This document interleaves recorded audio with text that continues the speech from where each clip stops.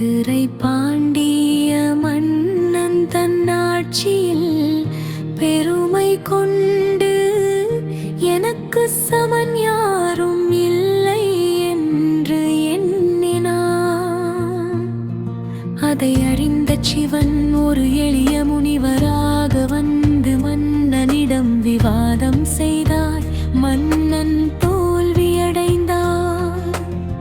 பின் சிவன் தனது தெய்வீக ரூபம் காட்டி அகந்தையை அகற்றினார். ரத்தம் அரசனாக இருந்தாலும் இறைவனுக்கு முன் எல்லோரும் சமம்.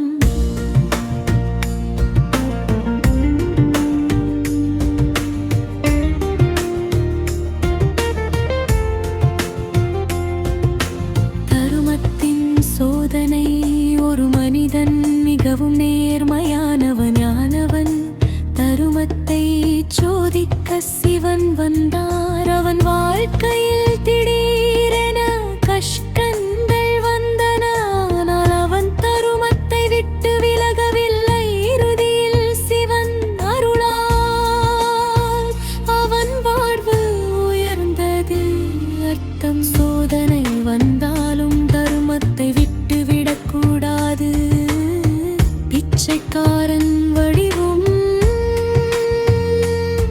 சிவன் ஒரு பிச்சைக்காரனாக மதுரையில் சுற்றினார். மக்கள் சிலர் அவனை இகழ்ந்தனர், சிலர் அன்புடன் உணவு அளித்தனர். அன்பு காட்டியவர்களுக்கு ஆசீர்வாதம் வழங்கி இகழ்ந்தவர்களுக்கு பாடம் புகட்டினார். அர்த்தம் யாரை இகழக்கூடாது. யாராக இருந்தாலும் இறைவன் இருக்கலாம். கலைஞனின் பெருமை உடைத்தல் ஒரு சித்தி. கலைஞனின் வண்ணத்திற்கு சமம் இல்லை என்று பெருமை கொண்டார். சிவன் ஒரு சாதாரண தொழிலாளியாக வந்து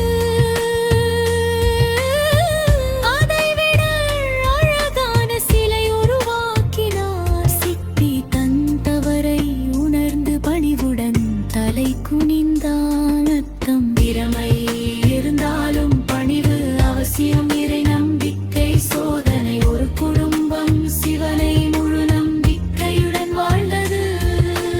அவர்களுக்கு திடீரென ஏழை வந்தது. அவர்களின் நம்பிக்கை குலையுமா என்று சிவன் சோதித்தார். ஆனால் அவர்கள் இறைவனை விட்டு வீவில்லை.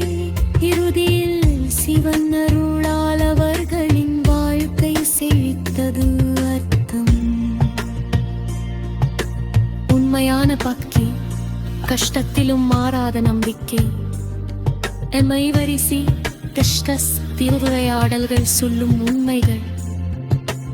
அகந்தை அழியும், தர்மம் நிலைக்கும், அனைவரிடமும் கருணை வேண்டும். திறமைக்கு மேலே பணிவு, நம்பிக்கை சோதிக்கப்படும்.